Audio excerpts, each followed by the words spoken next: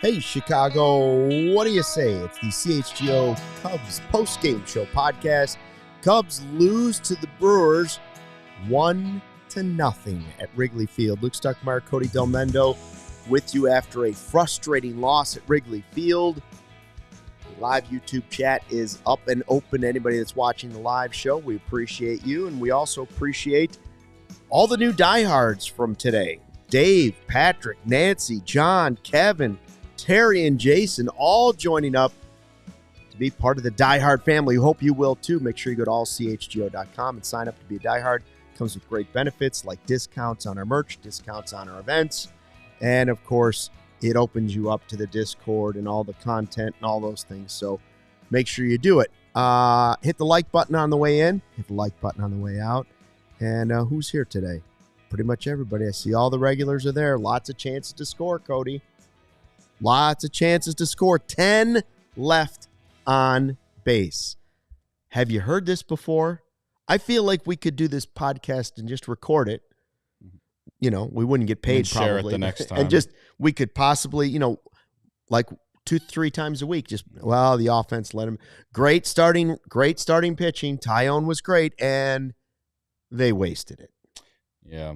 And I'm not even mad at Merriweather for giving up the run. No, I'm not. He had tough spot. He made his first appearance since April, coming off an injury. Yeah. I thought it was real bold of counsel to bring him in, considering he hadn't pitched in a major league setting in that high of leverage since then.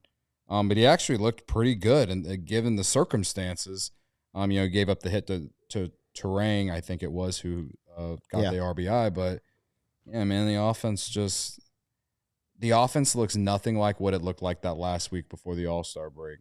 And you got some hits tonight, but you just couldn't get the big hit. And then until like the 8th inning, they didn't get any hits until there were 2 outs in the inning. And that's kind of been the story of the season too, is there's been plenty of games where this team, you look at the box, like the box score or whatever, and it says, oh, you had the Cubs had 10 hits. Well, they not only do they not get the big hit, but they also will get hits when there's 2 outs in the inning, and they can't get the big hit after they get that hit, and that happens multiple times. But there were plenty of 1-2-3 innings tonight for Brewers pitching as well. So, I mean, it's 1-0. Like the thing is like we've seen this game 1,000 times at this point. Whether it is, and it doesn't even have to be like a 1-0 game. How many 2-1 games have we seen? How many 3-2 games, or 3-1 games, or 3-0 games, or it's the same thing, right? Except you gave up a few more runs. But if your pitching staff only gives up 2 or 3 runs, like how can you be mad at the pitching staff in any of those games either? You know what I mean? So yeah, it's just I don't know how they're gonna fix it, man. And the trade deadline isn't gonna fix it. They're not gonna buy. They already basically said it. And we got plenty to talk about with that, but like this is a big offseason thing at this point. Like, how do you fix this offense? Like, I know Bellinger's not in there, and I know you've had down years from Swanson, and Morel hasn't produced runs for you. But that, to me, that's the big question this offseason, is how do you fix this offense? And it's sad, too, because there's been some good things from the offense, but just as a whole, it's not consistent. When it's bad, it's bad. When it's good, it's like makes you scratch your head like, where's this been? And there's just no in between. It's like it's either bad or it's good. And I'll say this, like that's what we said a lot last year, I feel like. So, one home run would change the game. Yeah. I mean, obviously that's true in a 1-0 game, but what I'm saying is like you're saying, yeah, they had enough hits. Yeah, they did have a few hits. But a home run drives in some of those guys. Right. And if you're counting on a team to just string together 3 base hits every inning, you're going to have a tough time in the major leagues. I mean, we just had the All-Star break. They've been shut out twice already since the All-Star break. So while, a lot of people were reeled back in by winning 5 of the last 7 games, and then they played the Orioles. I see signs, the offense. 8 of 11 if you count the Angels series. Right, so you say, oh, I see signs, and we all get reeled back in, and, Cody's got the hook in his mouth like this, and they're reeling him back in. And I didn't get reeled back in. But you didn't come out of the water. I just enjoyed the fact that we got to talk about wins. That's all. You were still swimming in the water, but you might have had the hook and the worm right there. I enjoyed the fact that there was life. Right. We didn't see the life for 2 months. And then you see this. You see what happens against the Diamondbacks, where they score, 3 runs total against the Diamondbacks, and now they've been shut out twice in a week. And frankly, when they're winning, they're not scoring that many runs. So, still a chance to win a series against the Brewers, but it's just disappointing because you're wasting really good seasons from Taillon, Steele, and Shota. Yep. You've had 3 starting pitchers have really, really good seasons, and guys you were counting on for offense aren't delivering the type of offense that you thought you would get from them. Yeah. Or even some of them. It's not even just those 3 either. Like, you could go back the first 2 months of the year when the team was hurt a ton, and Assad was a huge part of their league success. Leader in ERA for a while. And Hendricks has pitched well in certain games. I know he struggled the first 2 months, but he's pitched well in certain games that you felt like the Cubs had to win. And, that game against the Cardinals before the All-Star break, he pitched well. They won that game. He pitched really well against the Giants the second time he pitched really well against them the first time. They lost the second game. They won the first game. Like, Hendricks probably a little bit more of a reach, but again, like, even Wesneski has had good starts when he's been called upon. Like, the starting pitching as a whole has been awesome. And, like, that's what's so disappointing about the entire season in general, because if you have a competent, somewhat consistent offense, this team is a playoff team because of how great the starting pitching is, despite the issues you've had with the bullpen, which has seemingly figured itself out over the last month and a half or 2. You know what I mean? Like, just feels like it's like what we've been saying. This team is significantly underperformed. You're still somehow only 5 under. And because of that third wild card, I guess there's some life. No matter, whatever they do next week, maybe we'll more people will fall off the, carrying the last 2 months. But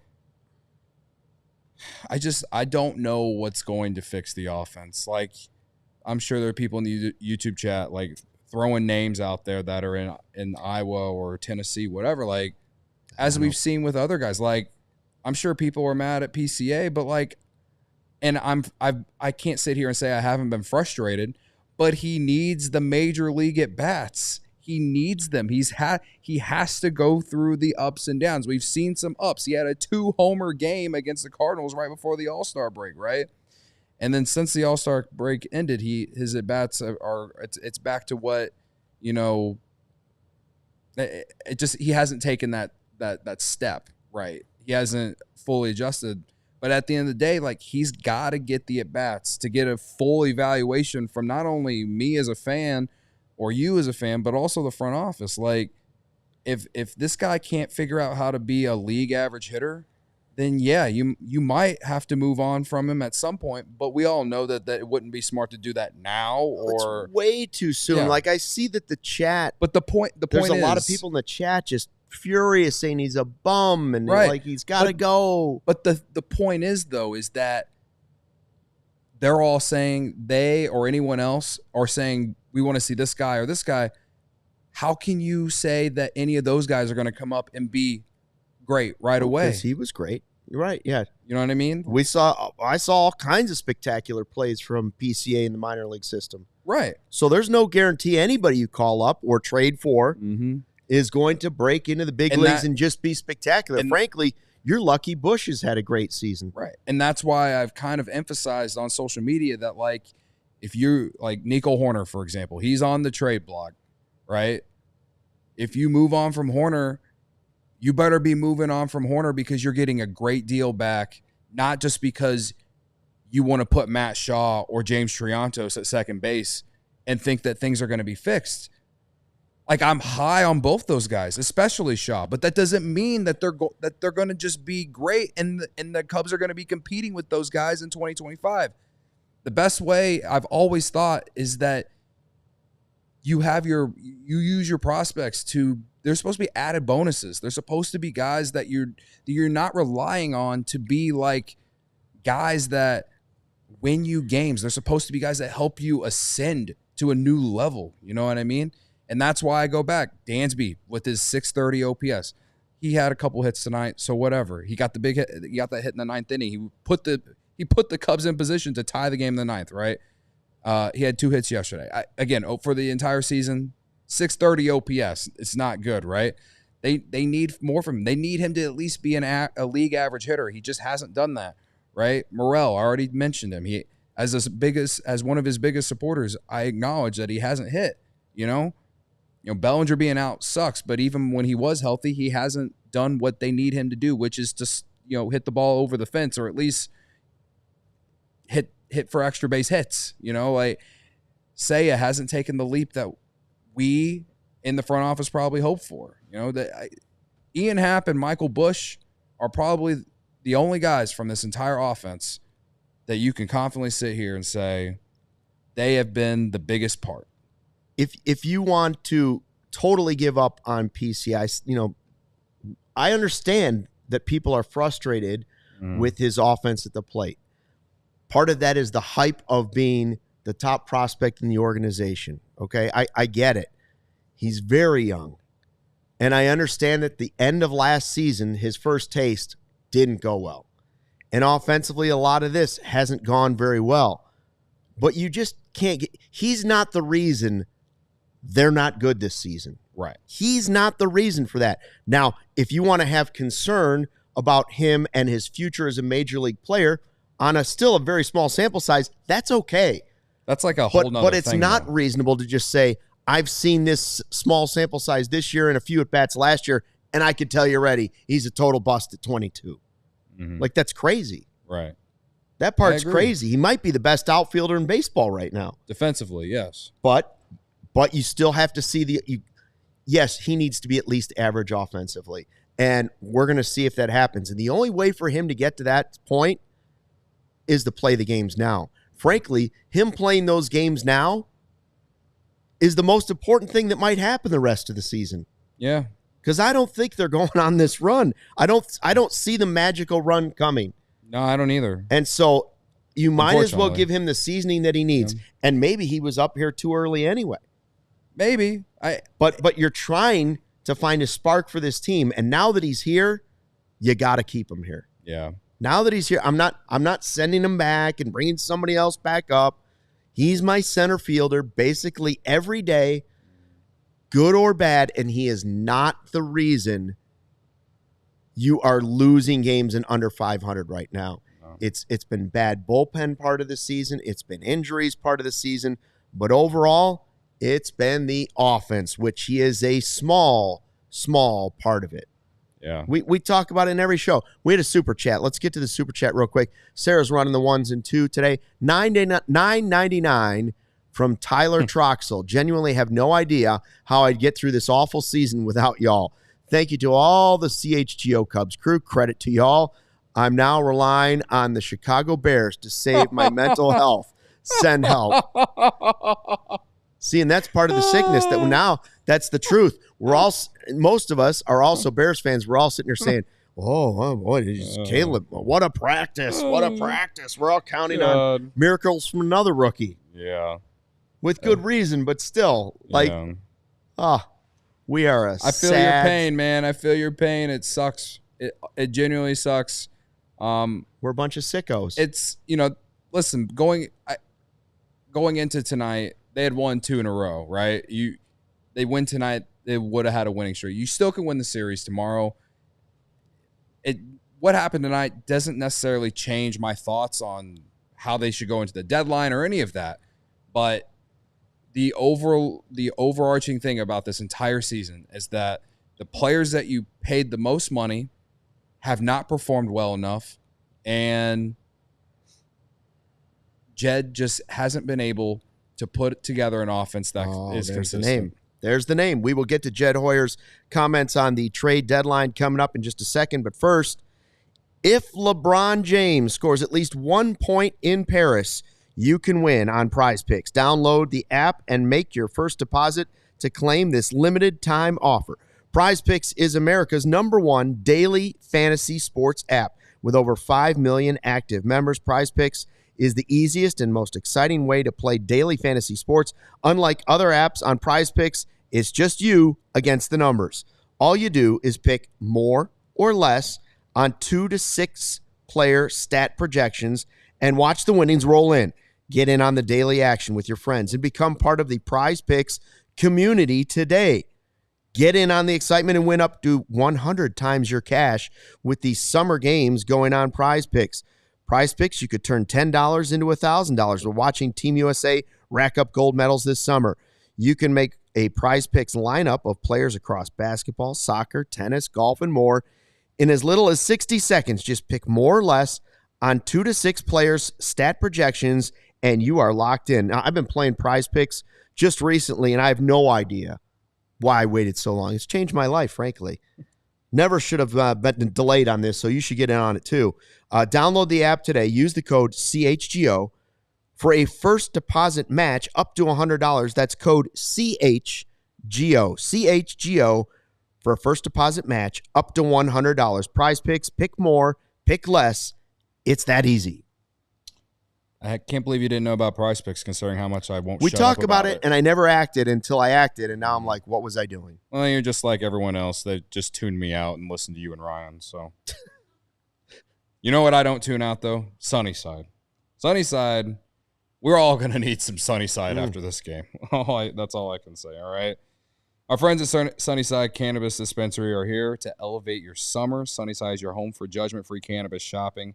They have a crazy selection with over 100 different strains to choose from with easy online ordering and in-store pickup. Wherever you are in Illinois, Sunnyside has a location for you. They have spots as far south as Champaign, as far north as South Beloit. Stop in the store nearest you for expert guidance from their staff or select from quality lines like Cresco or FloraCal. Here for the summer is Good News Tea Time Disposable Vape, bringing classic lemonade flavor that's perfect for the golf course. I'm sure you obviously had some out there at the Cookout Classic yesterday, Luke. What a Cookout Classic. I shouldn't be sore after a round of golf. I'm sore. I saw Emma, our social media coordinator, too. She has some from Sunnyside. She definitely had some Sunnyside. She was doing her job while also doing some Sunnyside. She's a very versatile girl. All right. She was super mellow. She was very super mellow as well. Yes. So one of my favorites, Mindy Siegel's award-winning chocolates, there too at Sunnyside. And if you visit sunnyside.shop for bright buys every day, including 50% off your first 3 online purchases, use code HICHGO at checkout to qualify. You can get those chocolates. Exclusions apply. Sunnyside Cannabis Dispensary. Bright buys every day, only for 21 plus or Illinois medical card holders. So the live YouTube chat after a 1-0 loss to the Brewers. And by the way, which I feel like we've definitely it not only are the one-run losses or whatever is like a movie that we've seen so many times this year, but I just feel like over the course of the last 6 years, every single game with the Brewers is a 1-run loss. Every single one. And it's like even more painful tonight because what was the stat about the infield hits? Oh, yeah. 20 infield hits against the Cubs just this year? Yeah, that leads all teams. Against all teams that they played. They have 20 infield hits against the Cubs. And they don't even get to play them as many times as they had in previous years, right? But the biggest thing that pains me the most, Trevor McGill closed the game out, Cubs legend. Colin Ray started the game, Cubs legend. You know, Brian Hudson, former Cubs prospect / Cubs legend, whatever. Like, and we've talked about it before, you know. Like, I don't know if those guys would have worked out with the Cubs, and I'm obviously sitting here looking at it in hindsight. But, you know, with all these blown games that they've had this year, Trevor McGill pumping 100 miles per hour out there what did the Cubs not see in someone like him? You know what I mean? It brings me, as much as I am high on the scouting, development, all of that stuff. I think it's significantly improved compared to past years, as most notably during the Theo Epstein era. I think it's significantly improved since the end of his era. However, I mean, how many more are we going to just let the Brewers take and, like, own us with, dude? Like, it's 0 days since our last nonsense. How many one-run games have the Cubs played this year? Is that 75 now? Is it 75? No, but it feels like they lead Major League Baseball, obviously, in one-run games. It's been a story all year. Part of it's because they have no power. Part of it's because they don't have enough offense. Part of it's because they don't have a bullpen, which has been better of late. But anyways, I would say the bullpens, they have a bullpen now, but it's an improving bullpen. Yeah. Depending on the depending by the end of the month, it could go back to being bad. Yeah, they could. Yeah, we'll see who's still left.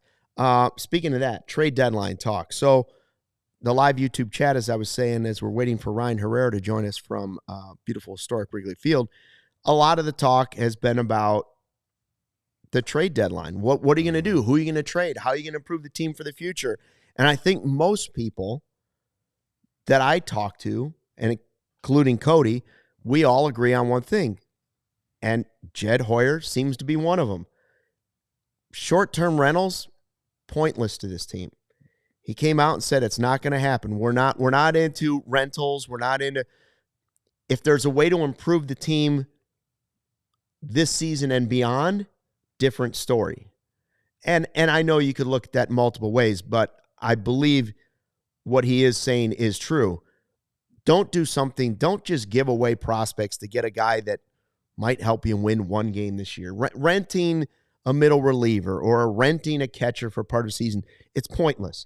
Unless that guy's going to be on the team next year and maybe the year after that. If you want to make that type of move, okay. Or if you want to trade a pitcher like Taillon, who was here today pitching and was great, and you think you're going to get significant players back that will help you in the future moving forward, very near future moving forward. I don't need any more 18-year-old prospects, right? But okay, if somebody wants to overpay for Taillon and you think you can fill that spot in free agency, have at it. My warning about the Taillon thing is just this. If you trade Taillon, not that he's irreplaceable, just remember, you probably have to replace Hendricks too.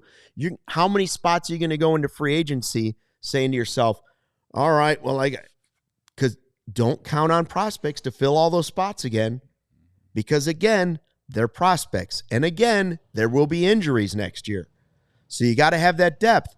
If you trade Taillon, how much money are you going to spend this offseason on the rotation when the real problem is your offense? Yeah. And we've talked about that. And I think I tweeted about it the other day. You know, like, you can, if you can get a good solid deal, and if you and what I mean by that, you can probably get a couple prospects, but I just don't see any team giving I don't know if a team would even give a top 10 guy for Taillon. Maybe I'm underselling him a little bit just based off, because he's been really good this year. He has been really good this year. I'm just saying, and I guess the last couple months of last year, sure. He is also older. He also is with great experience that he has. He's also shown that he is he a Garrett Crochet? Is he a Jack Flaherty? Is he, any of those guys? No, he's not. And the only pro that I think other teams would be looking at him for is the fact that he still has 2 more years.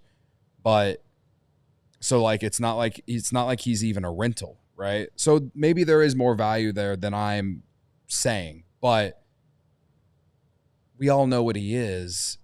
And for the most part, over the course of his career, he's been a number 3, number 4 starter. And so I just don't see teams giving up a ton for him. So But if someone is willing to give away a top 10 prospect in their system that's ready to play in 2025, hell, fucking call them up after the trade deadline. I don't care. Like, I just want, if we're going to make trades, I want guys who are going to be put on this team immediately, honestly. You know what I mean? Then fine. But I agree. Like, they still probably have to go out in free agency and sign a pitcher, you know? Like, I lean that Hendricks isn't coming back next year. You know, we've seen Assad. He's been healthy. Wesneski basically has been healthy. I know he's on the injured list now, but for the most part, been healthy. But I think those guys, you know, they can start games for you, but I think right now they still have more developing, but also you have to figure out where are you going to use them. And right now I still think Assad is a better bullpen weapon, and Wesneski is just kind of right now he's looking more and more like a reliever. Right. And then you have Brown, who has been awesome, but hurt. Could he be your closer? Maybe he'd be your closer. And Wicks, who I think for sure will be in their rotation next year, but also hurt not once but twice this year. Yeah. And then you have Cade Horton, who hasn't even made his debut yet. And we were just talking about how we can't rely on prospects to come up, and like there's no possible way we should be relying on Cade Horton to make 30 starts next year. I would say that I might have said that differently if he was healthy and he had came up in June like I thought he might have this year. If he debuts in September and pitches well, at least that takes some momentum for him into 2025. But, I mean, the guy has never made 30 starts in Major League Baseball. We can't expect him to do that in 2025. Absolutely not. So after that, you have Steele, you have Imanaga, and if you trade Taillon, then you have to replace someone who can A, eat innings, and B, show that they got experience at the major league level and proven that they can do that. You know what I mean?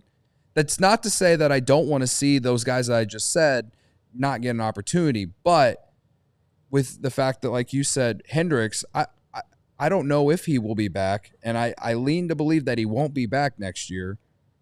That's potentially two spots. And then a bunch of guys who have a high ceiling, but and again, it's not know. It's not the weakness of your team right now. Yeah, I agree. That's the problem. So I don't want to go into the offseason saying, wow, we're going to have to fill 3 rotation spots next year. That's it better be a pretty good deal. And people in the chat or wherever on radio, or you're just talking to your friends, if someone tries to tell you that they could trade Taillon and get a Holiday from Baltimore, they're crazy. Yeah, I mean, he's not getting back. He's not getting back one of the best prospects in all of baseball. It's not happening. And it doesn't matter if you take him and add in Morel and Nico. You're still not getting them. Probably not. Right? No. Like, that's just reality. Like, teams don't want to give up on a player that could be a generational player moving forward. Now, this for the franchise, maybe not a Hall of Famer. This rumor has been talked about some too, but like trading Justin Steele, I hate the idea. I'm not supporting of it at all. But he probably is a guy that could get you a guy like Jackson Holiday. If the Orioles, if any player on the Cubs could get you him, it would be Steele and probably Steele and somebody else. Yeah, probably. To be honest. But I'm not. It's so hard to develop pitching. Oh. He's been so good for this organization. And he's so affordable. Yeah, and he's cheap. Like, I think it would be a real loser move if they traded Justin Steele. So, yeah, I mean, and that's why for like the last month and a half or two, I've just been kind of sitting here with my hands up asking, like, how are you going to sell anything at the deadline? They don't have anything of high value. Like, there's no rental. There's no, like, they have some pieces, but it's just nothing that's going to get you anything drastically great that's going to change the direction of the organization. That's why I'd love to see this team, like you threw out the idea of trading Taillon, but trading for Crochet. I don't love the idea of trading Taillon, but do something bold. I'm just spitballing this. This isn't even like a fully baked idea. All I said was to you on the couch, if you're going to trade Taillon, go ahead, trade Taillon, get a bunch of prospects, and use some of those prospects to help go get Garrett Crochet. And you've cut payroll, and you've just shifted around some prospects. Yeah, like I'm not. You got to be willing to trade prospects at some point. I'm not sitting here saying that should happen or or anything. I'm just saying like something creative. Yes, something creative like that. Something that is going to shift this ship around in the right direction. Because right now it's basically on its side, and sometimes it flips over, and you feel like you're on the right track after a couple wins, and then it just falls right back apart. All we have right now, and we'll talk more trade stuff in a second, but all we have right now is our trusty Blue Moon. Some beers can say they're brewed for baseball, but only Blue Moon is brewed by baseball. Beer and baseball just go together, and no beer goes better than the one that was literally born in a ballpark. Blue Moon was created at Coors Field in Denver, Colorado. It's the natural choice all season long, no matter what your team is doing. Summertime shy is here. It was muggy today, and it led to the storms. Yesterday, golfing, it was hot. It wasn't 95, but it was a hot Midwest day, and I said on that golf course, somebody hand me a Blue Moon. And then I said, somebody hand me another Blue Moon. And then I said, somebody hand me a Blue Moon. Nothing beats watching baseball or golfing or lounging by the pool with an ice cold Blue Moon. Blue Moon, brewed by baseball to give you a dose of nostalgia and get you excited for any season. Beer this good only comes around once in a Blue Moon, but you can enjoy it all year round. Bring the ballpark to you with Blue Moon Belgian-style wheat ale. One of a kind every time. Get Blue Moon delivered by visiting get.bluemoonbeer.com/CHGO to see your delivery options. That's get.bluemoonbeer.com/CHGO. Blue Moon, made brighter. Celebrate responsibly. Blue Moon Brewing Company, Golden, Colorado. Game Time is an authorized ticket marketplace for Major League Baseball, which makes getting tickets faster and easier. Prices on the Game Time app actually go down the closer it gets to first pitch. With killer last-minute deals, all-in prices, views from your seat, and your lowest price guarantee, Game Time takes the guesswork out of buying MLB tickets. If the Cubs keep losing games, and then if they do trade Taillon and maybe even Horner, and then trade like 4 relievers, which would be what if Leiter gets traded? Yeah, and Neris and whoever else, you know, trade all those guys, and all the pieces they get back are like teenagers. The tickets on Game Time are going to be even more cheap the rest of the season if that were to actually happen. However, you want cheap tickets, you go to Game Time. And the great thing about them is you can always see the view from your seat, as Sarah has up on the screen right now. Looking at some random seats, it looks like on the first base side. Clear picture showing you exactly where you'd be sitting. And as we know, there are poles at Wrigley Field, and if you get your ticket, you can see that you're not sitting in front of a pole, or behind a pole, I mean. So, it's one of the cool things about using Game Time. Last-minute deals, save up to 60% off buying last minute for sports, concerts, comedy, theater, and more. Flash deals, save even more with exclusive in-app deals on select seats ahead of the game or event. There's zone deals that save even more when you choose a section and let Game Time choose the seats. All-in pricing, toggling this feature shows the total upfront with no surprise fees at checkout. I mentioned the seat views. The lowest price guarantee or Game Time will credit you 110% of the difference. God, I can't talk. Your purchase is covered with the most flexible customer service policy in the ticketing industry. So take the guesswork out of buying MLB tickets with Game Time. Download the Game Time app, create an account, use code CHGO for $20 off your first purchase. Terms apply. Again, create an account and redeem with code CHGO for $20 off. Download Game Time today. Last minute tickets, lowest price guaranteed. And you get your ticket to Friday 120 Club, which apparently everyone is starting to say that we're the reason Cubs are losing on Fridays is because of us. But you know what? I don't really give a shit. I really don't. If me and Braggs having fun and going to Wrigley Field like the rest of us is the reason Cubs are losing games on Friday. If you believe that, you're an idiot. You're a fucking moron. All right. Becky loves us and loves talking with us, and we appreciate you, Becky, and everybody else that is out there. We appreciate you. Even if you don't like us, we still appreciate you. We love the hate watchers. We love the hate watchers. We're waiting on Ryan Herrera to join us from Wrigley Field after a 1-0 loss to the Brewers. Could still win the series. Could still see a beer bat chug. Perhaps. In fact, tomorrow we will have the watch along. We'll tell you more about that in a little bit, but we're going to be here 1:20 tomorrow. Anybody wants to get in that live YouTube chat, spill your hate during the game or your love, either one, we're going to be here for it. And spreading the word. So we were talking about the trade deadline stuff.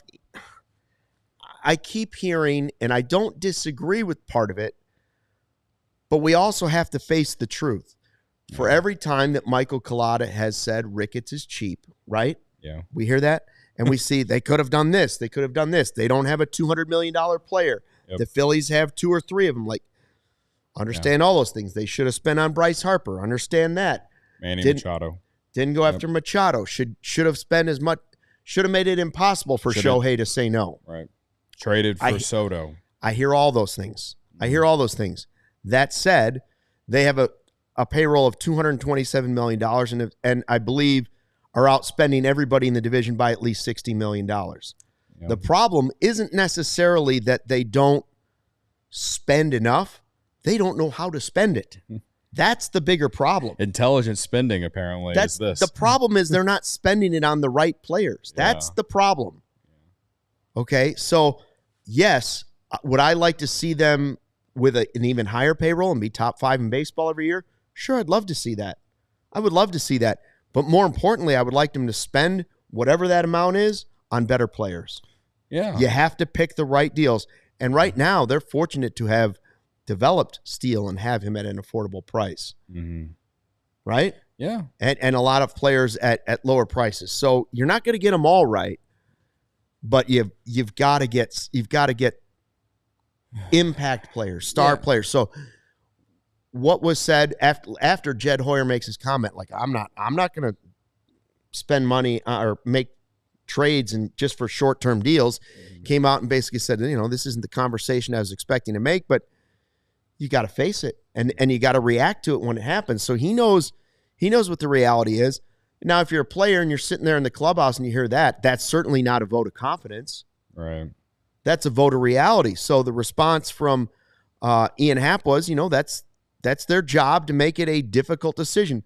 That's what they did last year.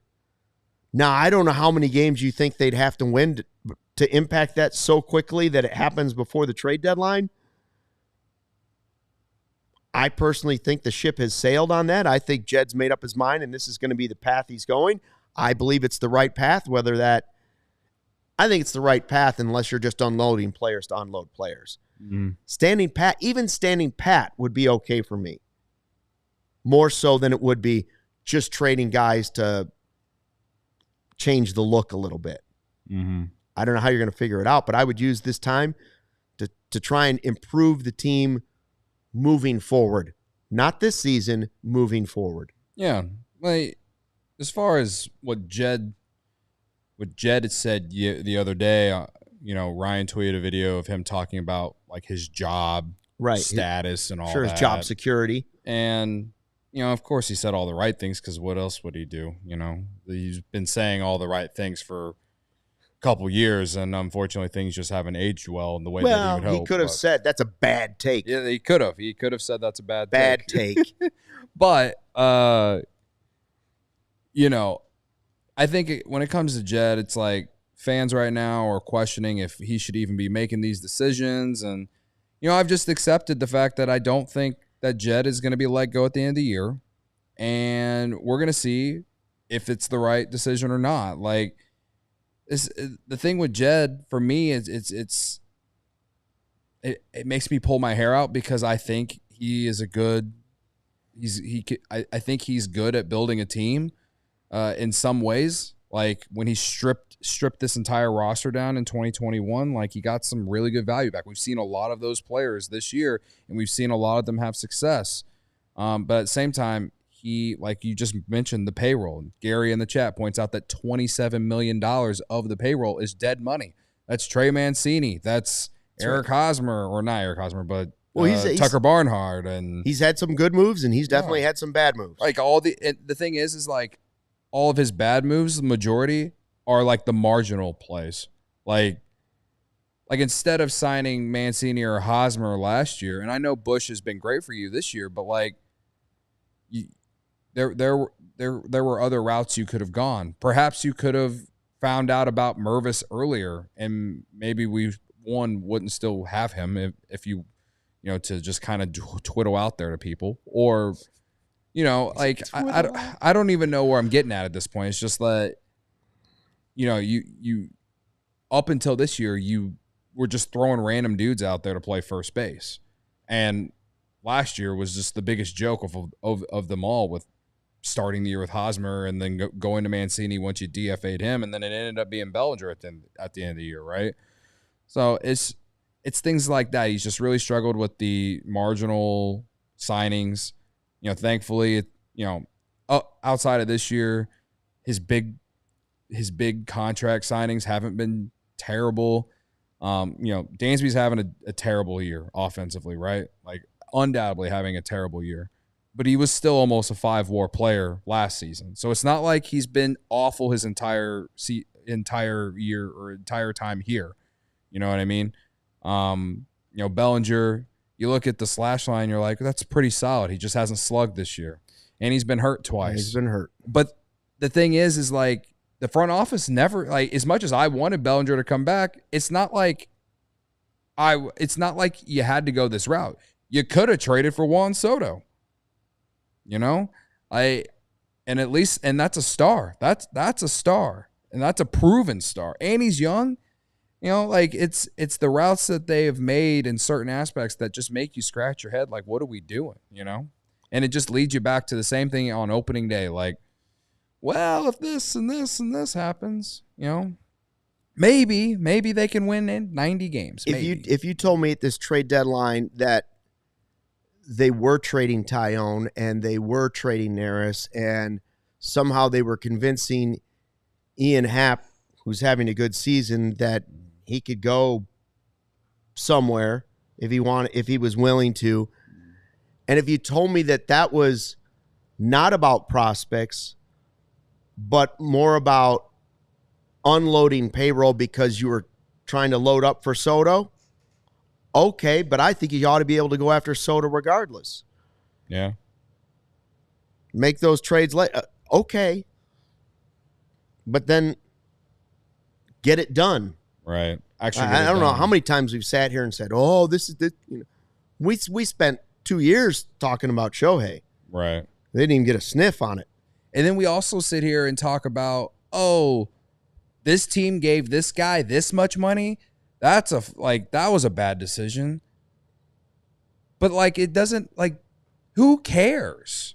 I think we can sit here and say that I'd say 80% of the big time free agent players that get those 7-8 year deals or more. Right. They're all overpaid.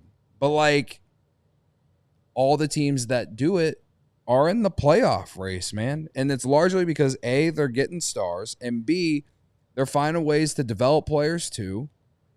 And they extend their homegrown guys that turn into their own homegrown stars. Like the Phillies are a great example.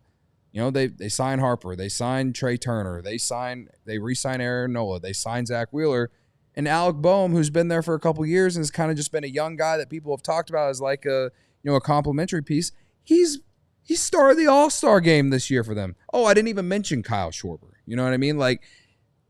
This, I can't believe I'm saying it, but the way the Phillies have done it, as much as I think the money that they have spent is stupid money for some guys, like Castellanos is a -WAR player this year, but who cares when you have all the star player on there? No one's talking about Castellanos struggling this year. They have all these good players. It doesn't matter. They're the best team in the National League. It didn't work right away for the Rangers, but then it did. Yeah, and I know they're down this year, but it did. It still led to winning. You just have to find a way to do both, man. You can't just spend all your money and have a $230 million payroll like the Cubs do, and spend it all on players that you're hoping do something. You have to spend on guys that you feel like some guys that you feel like are gonna do this. Like, you knew that Anthony Rizzo was gonna give you 25 to 30 bombs every year when he was here, right? Like, there's just not one player on this team, offensively at least. I know we're gonna get the defense from Horner and Swanson, but like offensively, like maybe Ian Happ, and now moving forward, I'm gonna have higher expectations for Michael Busch, and even like.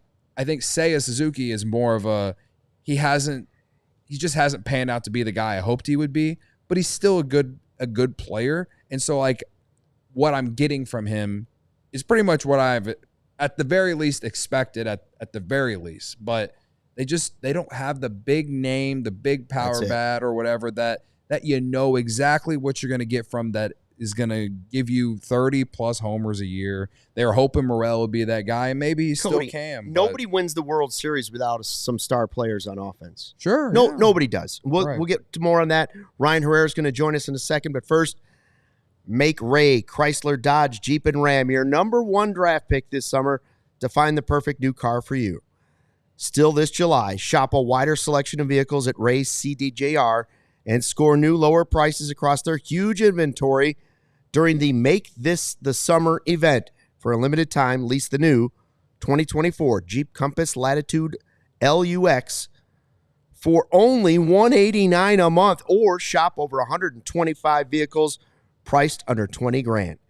Let the amazing team at Ray CDJR help you land the perfect vehicle at the perfect price, because with Ray's Price Promise, the numbers you're hearing right now on this podcast are the prices you can expect to shop in-store and online.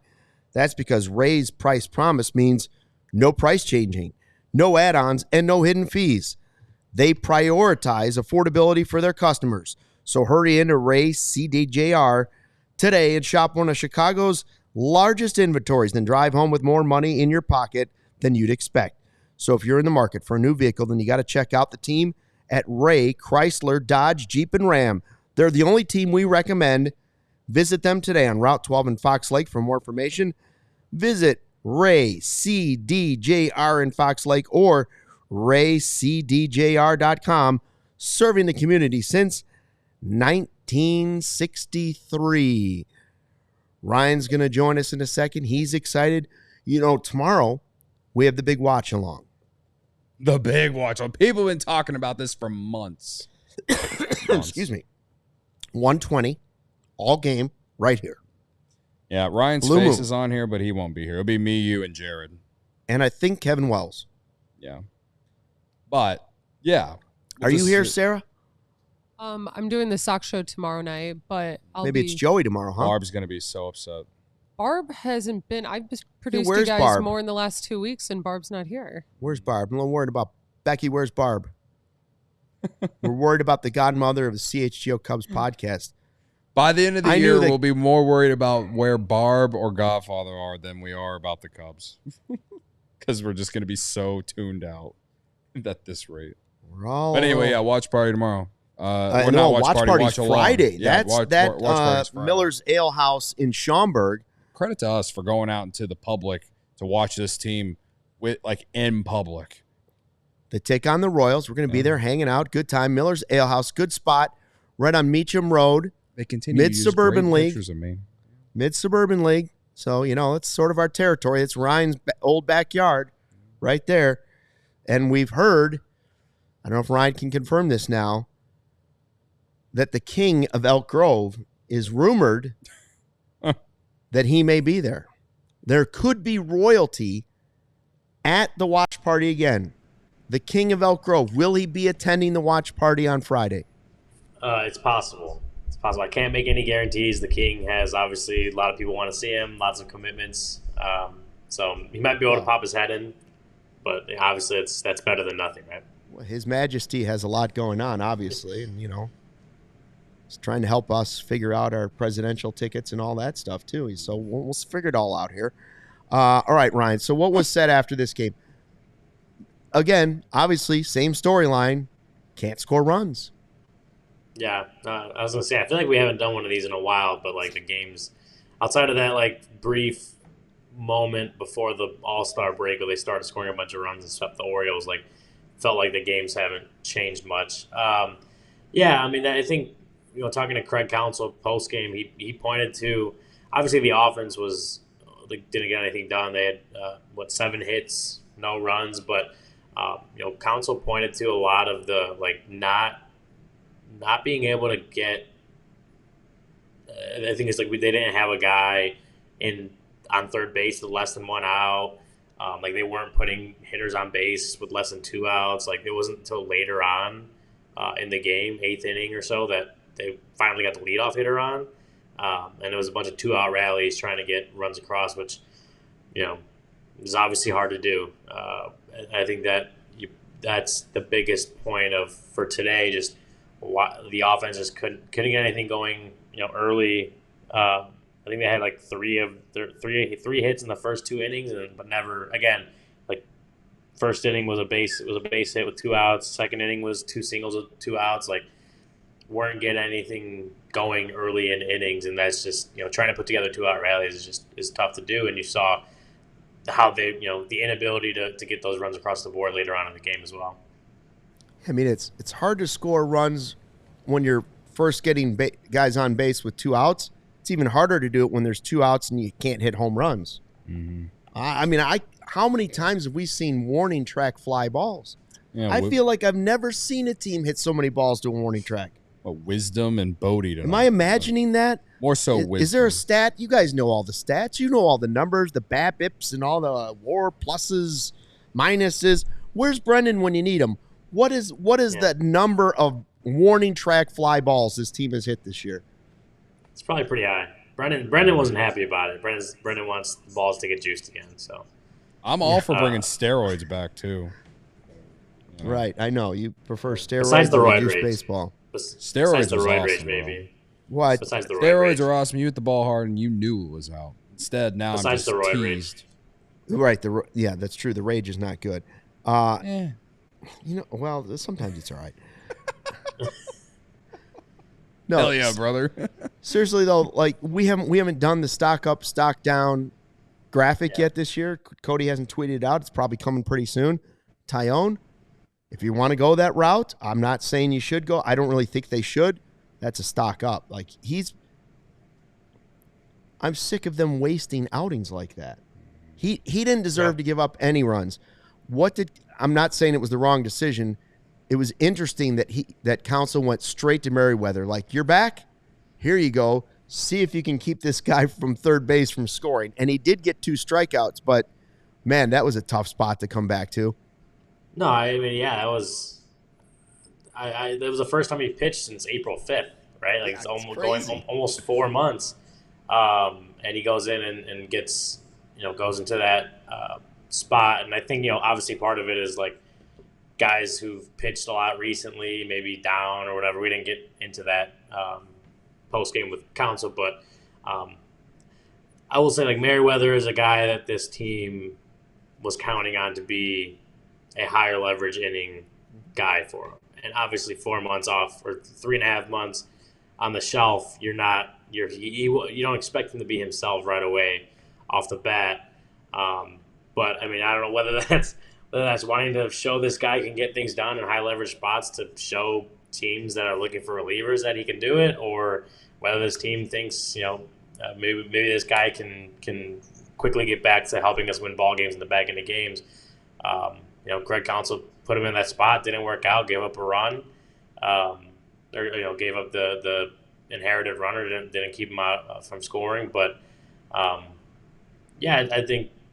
Well, it's with him, with Lopez too. Obviously, putting him in a 1-run game too, right? Like, guys that probably wouldn't have expected to be in a game that close, got some chances, and I think overall, obviously, the pitching did well. They gave up 1 run combined in the whole game, and it comes down to, again, the offense just inability to put 1 run across the board, right? Like, they put 1 run across the board, we might still be sitting here watching an extra inning game, and Luke, is obviously not happy about that.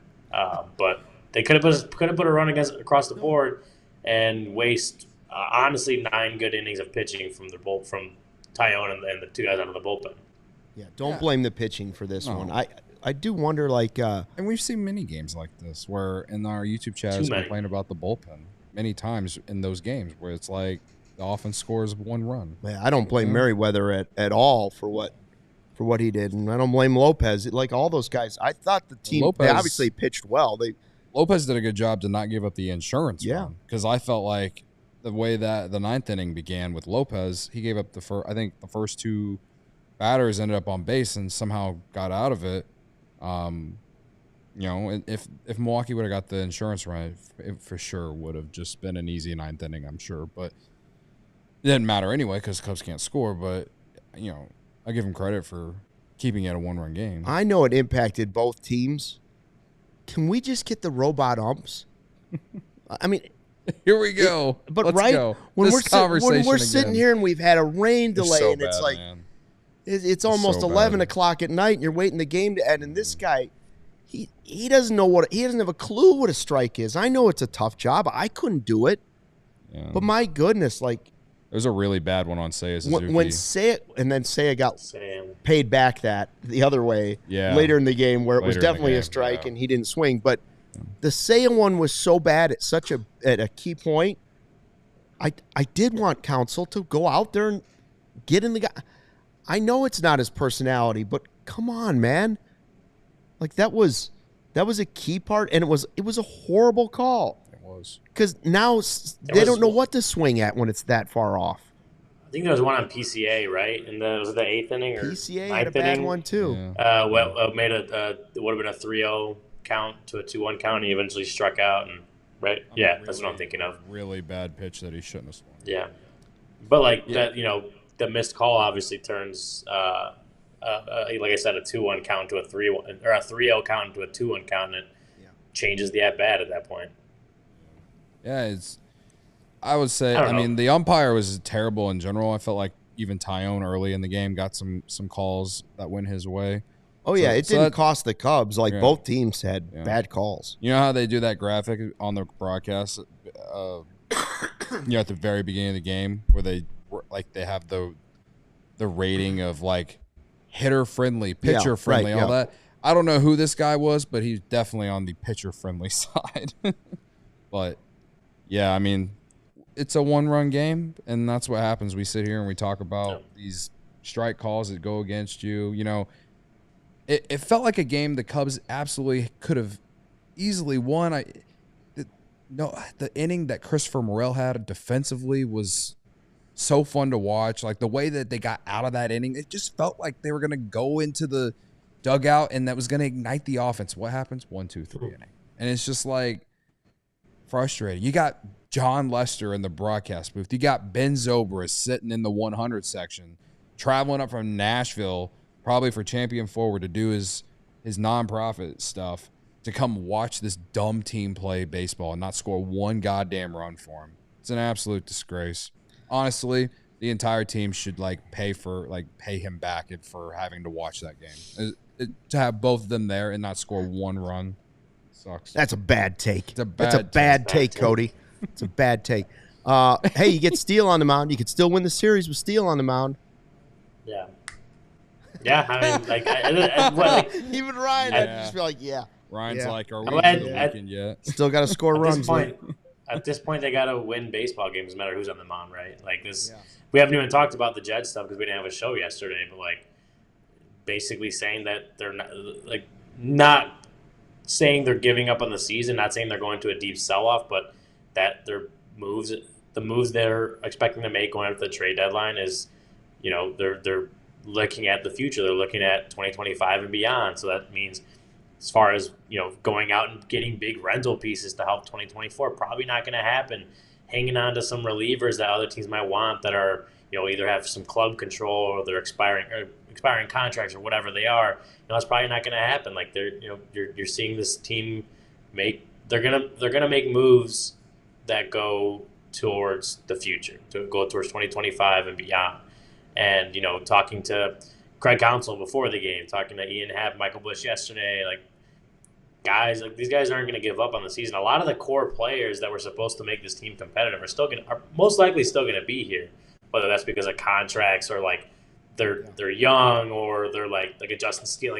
There's no reason to trade a guy like Justin Steele just to acquire some value back at the trade deadline. But Like, so my point is, like, these guys aren't going to give up. They're going to continue to play, and if, like, these guys that were supposed to be the main contributors to a contender can actually turn that around and start getting to that level. Like, maybe these next 2 months, yeah, you didn't add a bunch of rental pieces, but maybe they can make some noise these next 2 months.